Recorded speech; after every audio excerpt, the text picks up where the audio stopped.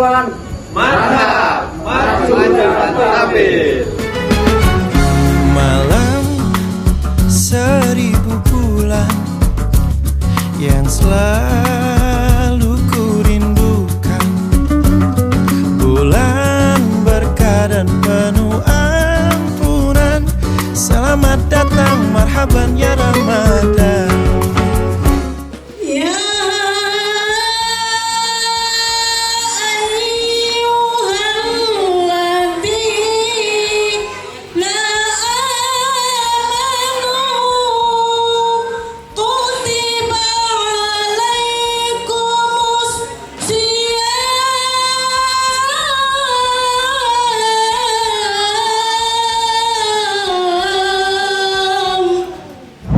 Saya sebagai panitia tidak lain dan tidak bukan hanya menyampaikan terima kasih yang tak terhingga, apresiasi yang setinggi-tingginya, matur suwun pada rekan-rekan semuanya atas kerjasamanya, gotong royongnya, saling bekerjasama kolaborasi di dalam pelaksanaan Nuzul Quran ini, yang di dalamnya juga diadakan buka bersama, kemudian kegiatan bagi takjil, kemudian kita berikan santunan bagi saudara-saudara kita, tetangga kita, masyarakat yang ada di sekitar kita ini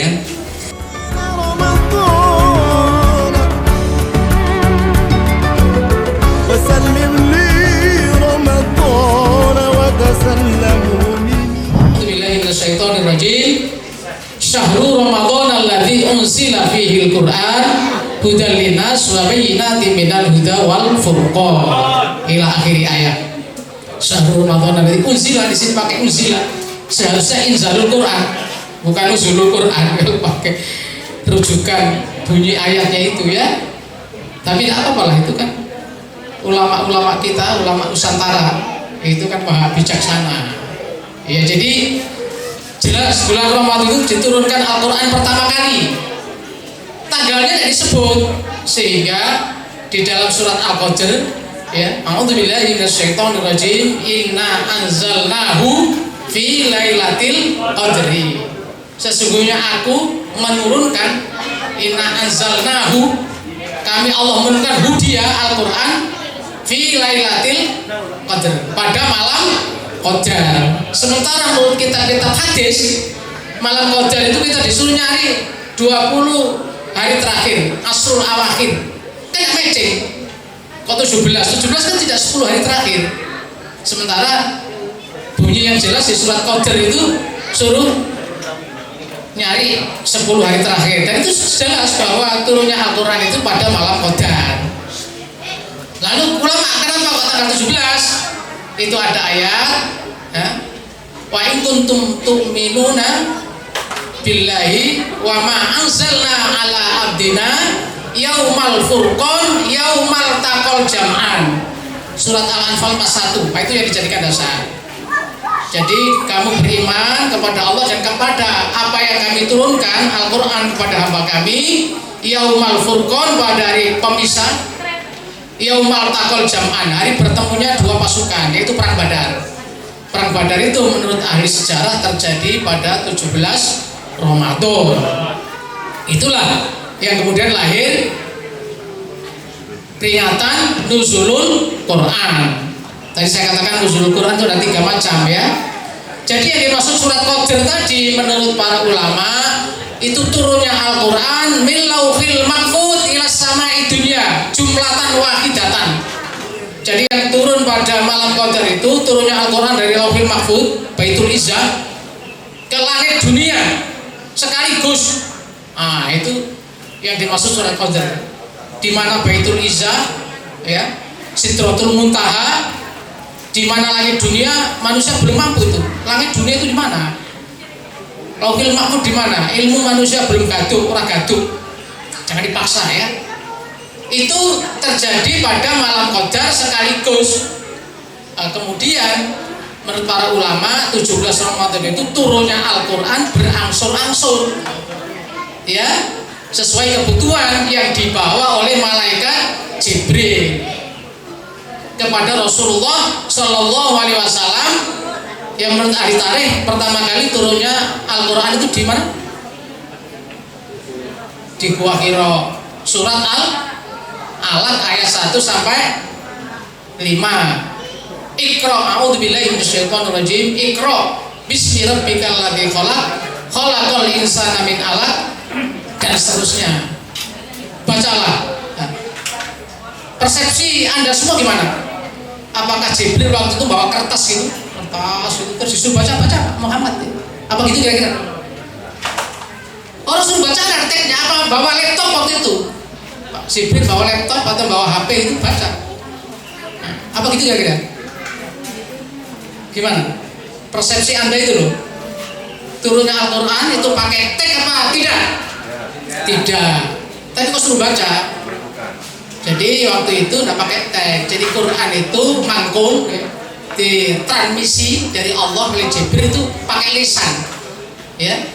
Jadi karena Nabi Muhammad disuruh baca, Iqra ya Muhammad ma'ana biqari'in, saya tidak bisa baca. Lalu Jibril bacakan. Bacanya Jibril tidak pakai teks juga.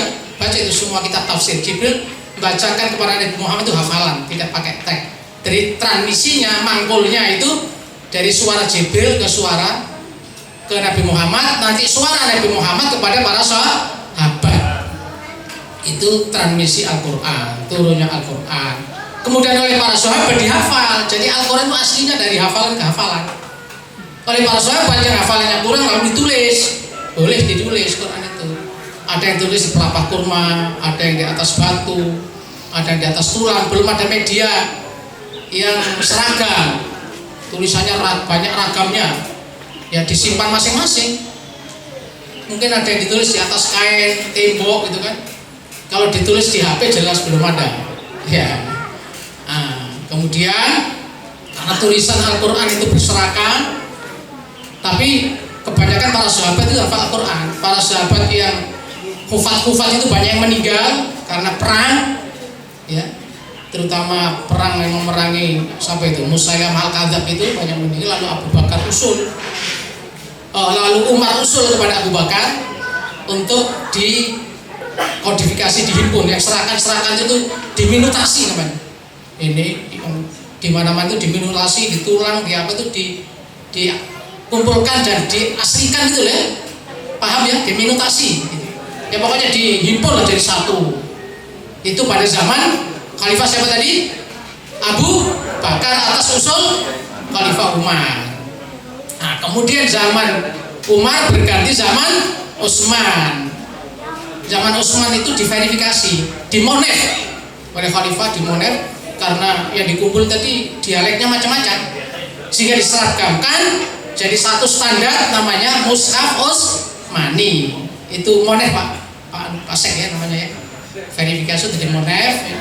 Diperbaiki, diseragamkan, ditulis jadi satu oleh penulis-penulis Quran, misalnya siapa?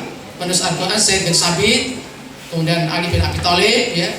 Kemudian dikirim ke beberapa wilayah. Itulah ceritanya Al-Quran dikodifikasi dan dimonetisasi pada zaman itu. Itu Al-Quran yang kita cintai bersama. Kalau ada pertanyaan, Quran ada di mana? Bisa jawab? Quran itu ada di mana? Quran itu ada di media tertulis dan di penghafal Al-Quran. Itu Quran. Itu ya. Kemudian yang paling penting dalam peringatan ini bukan Quran yang dibawa Jibril, bukan Quran yang dari Lauhil Mahfuz. Yang paling penting itu sudah selesai, sudah zaman dulu. Yang paling penting sekarang ini adalah turunnya Al-Quran dari mana? Dari otak ke hati kita. Jadi otak itu yang pusat komando itu otak apa hati? Otak apa hati? Pusat komando itu loh, kita bisa bekerja bergerak itu otak apa hati? Otak. Kalau Anda jalan ke Surabaya, orang bilang apa? Hati-hati apa otak-otak? Hati-hati. Jadi pusat komando itu hati. Ya. Jadi di dalam tubuh ini ada segumpal darah. Kalau darah itu bagus, ya semua bagus. Ala wahyal qalbu, itu hati. Hati itu pesan komando, otak itu eksekutor. Jadi hakimnya itu hati, jurusitanya itu otak. Ya gitu deh, paham? Jadi kalau otaknya ini penuh, ya tapi hatinya rusak, ya actionnya nanti rusak. Karena dari hati ke otak ke seluruh jajarannya. Jadi ketua ke panitera ke jurusita ke apa situ, ke staf-stafnya. Jadi pusat komando itu hati, otak itu eksekutornya yang akan perintah kaki, perintah tangan, perintah mata, itu otak. Kalau hatinya bersih, otaknya akan memerintah dengan yang bersih. Kalau hatinya kotor, yang keluar adalah pekerjaan-pekerjaan kotor. Maka nuzul Quran yang paling penting adalah turunnya Al-Quran dari mata, dari telinga turun ke hati. Oke? Dari mana datangnya cinta? Bener itu. Pak Elvin sudah hafal itu. Dari mana turunnya Al-Quran? Al-Quran Al-Quran yang kita punya itu loh. Dari mana? Dari mata, dari telinga turun ke hati melalui otak tadi. Jadi sama, cinta itu juga dari mata turun ke hati. Quran juga dari mata membaca, dari telinga turun ke hati. Quran yang kita punya itu yang ada di hati kita, itulah Quran yang fungsional. Kalau yang kita hafal, yang kita baca tidak sampai ke hati, itu tidak ada manfaatnya. Oke? Kalau sudah turun ke hati, oh ini istrinya orang tahu, ini istri saya, gitu kan, akan tahu. Jangan digoda-goda kalau istrinya orang, kan, karena Quran sudah menggariskan wala taqrabu zina innahu kana fahisyah wa sya'a sabila. Oh ini dagang, ini riba, itu kita tahu karena kita sudah memiliki Al-Quran yang ada di dalam hati kita. Itu yang paling penting. Nuzulul Quran itu memperingati turunnya Al-Quran dari otak, dari telinga, dari mata turun ke hati kita. Lah tiap-tiap orang memiliki kekayaan Quran sendiri-sendiri. Kalau malas baca Quran, malas dengarkan Al-Quran, hatinya itu terisi sedikit oleh Al-Quran. Nah, semakin banyak diisi Al-Quran jadi ahlul Quran, nanti insya Allah hidupnya kepenak dunia dan akhirat. Karena semua yang bersentuhan dengan Al-Quran pasti mulia. Perlu dibuktikan? Perlu. Siapa malaikat yang ditugaskan untuk menyampaikan Al-Quran? Jibril. Maka Jibril itu disebut Sayyidul Malaikat. Innahu laqaulun apa dalam surat At-Takwir, innahu laqaulun rasulin karim di kuwatin indadzil arsy makin mutain sama amin. Jadi Quran itu turun di bawah oleh Rasul yang maha mulia, Rasulun karim, ya, yang memiliki kekuatan di sisi pemilik ars, di sisi Allah. Dikuatin indadzil arsy makin mutain, dia ditaati oleh malaikat yang lain. Amin, dari percaya. Sama itu di kalangan malaikat. Jadi karena Jibril bertugas membawa Quran, maka jadi bosnya malaikat. Nah, sekarang turun kepada Rasulullah, manusia paling mulia, namanya Muhammad.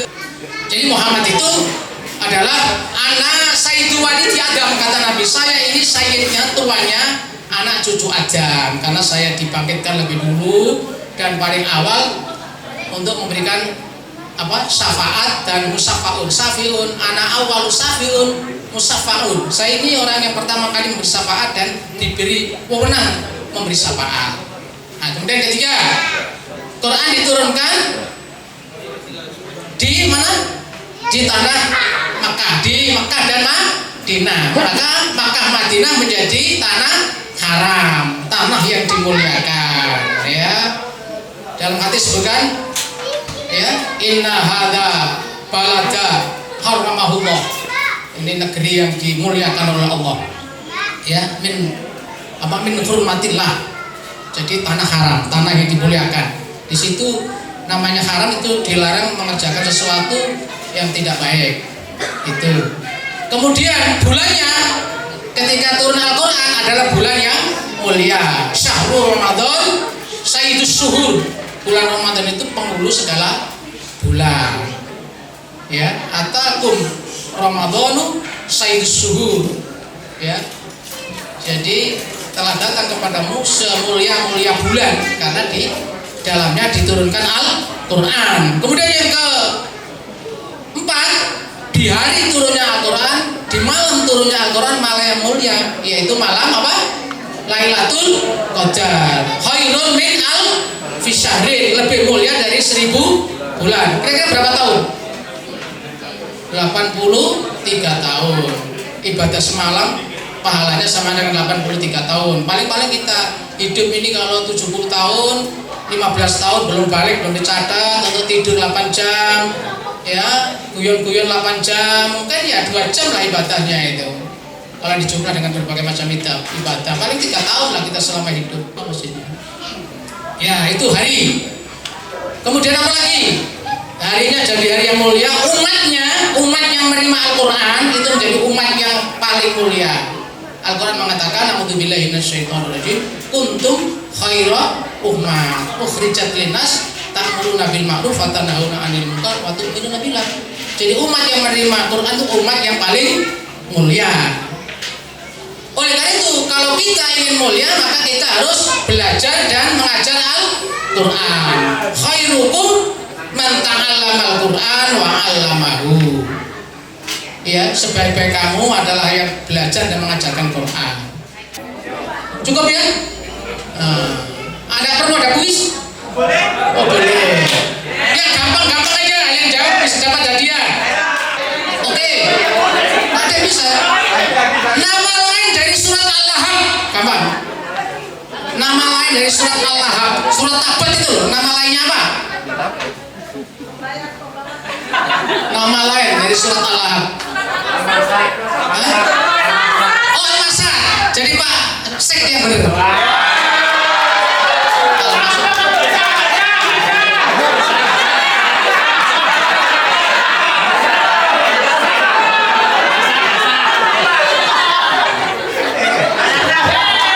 Boleh lihat Google, kan ada larangan. Boleh lihat Google. Ya. Nama lain dari surat Al-Fatihah. Ummul Quran, ya, boleh.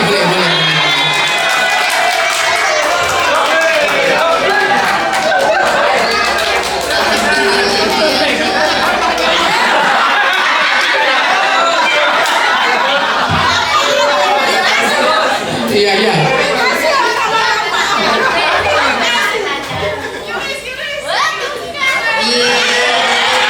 Ini agak susah ini, agak susah.